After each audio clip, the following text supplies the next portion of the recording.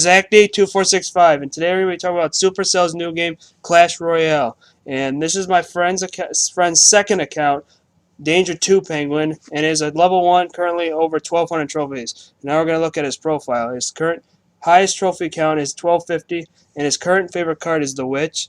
And now he's going to explain to you how he does his attack. Hey guys, this is Danger1 Penguin. I'm here to give you guys some replays on my second account here, Danger2 Penguin. I've started up to break a few records with my level 1 account as I progress through here. So I'm going to get you started here on my one of my victories, and it's against a level 5 here. So level 5, this is actually not too bad.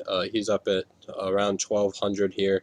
And I guess that's not bad. That's about where I was for my first account. And he drops this giant skeleton here, and to be honest, it's not really a card that you want to start with. The giant skeleton actually received a nerf recently, and it only does damage. It only drops its bomb, and it takes 3 seconds to deal its damage.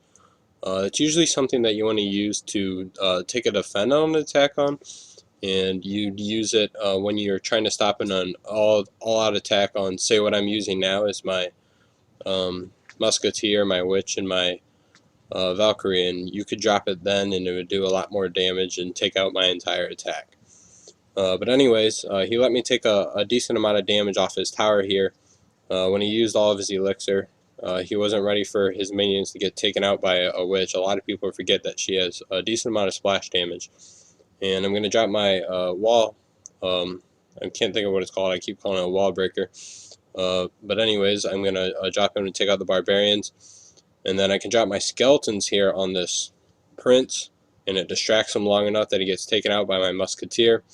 And foolishly, the opponent, wanting his prince to survive, tries to take out my troops with his dragon. And it just gives me more time to save up elixir, and I was able to place my giant in front of my witch and my musketeer before they crossed to the enemy side, which really gave me advantage because then I was able to direct all the damage to the giant while I'm placing more troops behind. And around this trophy range, a lot of players, what they tend to do is they try to attack the giant, trying to take it out first.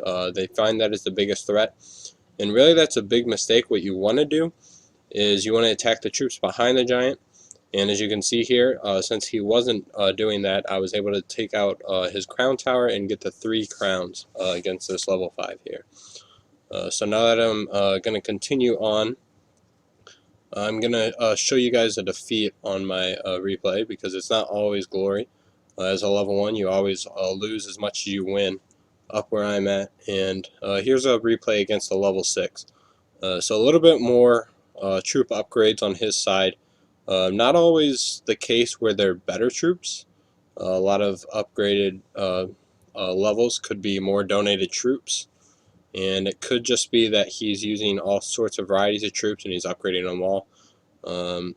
Donating is good, but using a variety of troops is not what I would suggest. Find a deck that you'd like to use, take it to heart, figure out how it works, and use that for the remainder of your battles. You can always make it a second account or use a backup deck that's not as strong, just for a deck that you want to have some fun with. Anyways, he's dropped a lot of troops here. I was wary about what I laid, but I unwisely used my musketeer and it just got wiped out by the minions and the dragon there. So that took a lot of damage out of my tower.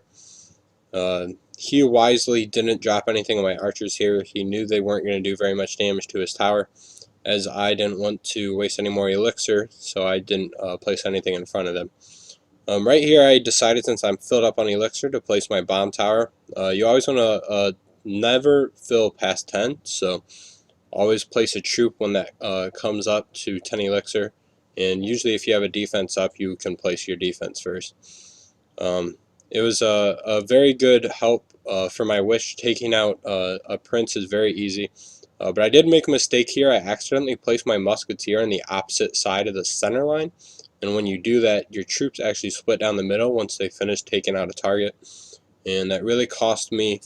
My musketeer didn't really do any damage, and my witch only managed to take out the wall bomber.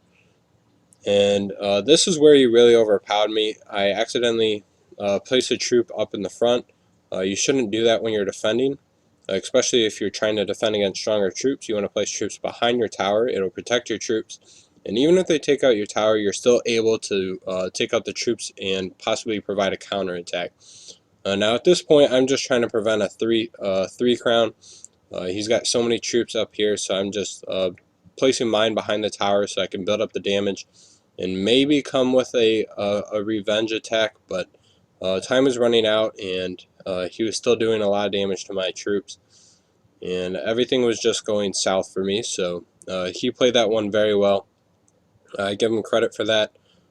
Just because I'm 5 levels below him doesn't really mean that he's bad. I've had a lot more experience, so he didn't do too bad for what he played, and he did beat me. So now I'll give you guys one final replay here. This one will actually be a nice surprise for you guys. It is a victory, and as you guys might notice, it's against a level 7. I've versed 2 level 7s now. Usually when you're versing somebody this high up here, no offense to this player, some games just aren't for some people, and he hasn't learned how to skillfully play the game yet. So if you're versing a level 7 up here, usually that means they haven't developed the skill level for the game, and as long as you outsmart them, you should be able to beat them. He did place a lot of troops in the beginning, so he had basically no elixir to defend after that. So I'm not sure, but I believe I got my musketeer and my giant in here, and I was able to take out his dragon that he so conveniently placed for me. Then I was able to stack up a bunch of troops in the behind. His skeleton army did take out my giant, but that's okay because I do have a bunch of troops here that are going to take out a lot of damage to his tower. I don't believe I'm able to take it out, but I will come very close if I don't.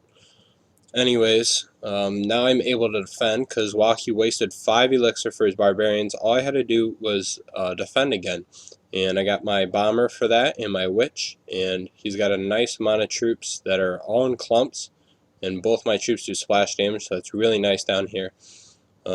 Once again, just keep defending your troops behind the tower.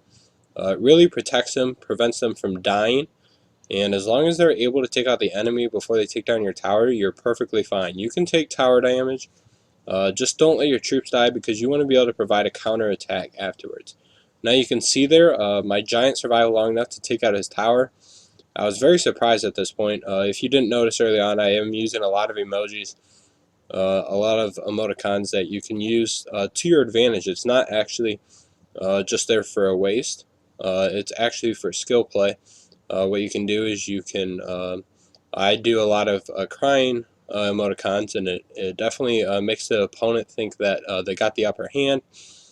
They'll believe that this is an easy win for them because obviously I'm 6 levels below him. He should be able to beat me. Well, so that's why he probably placed all of his good troops in the beginning, thinking that he'll easily overpower me. But anyways, the raid is actually coming to an end here, but not before I do get a little cocky and I try to place all my troops here, trying to get a second crown, almost giving a chance for his hog to take out my tower here, but luckily my skeletons do just enough damage to take it out. A lot of people actually underestimate the power of those skeletons. They distract really heavy troops that are directed towards one target, like a prince, for example, and it's really good at stopping immediately strong attacks for a few seconds while you build up elixir. So that basically ends up the raid here, and I hope you guys appreciate it. Hopefully you guys can advance some more in cups now, and I hope you guys are enjoying Clash Royale.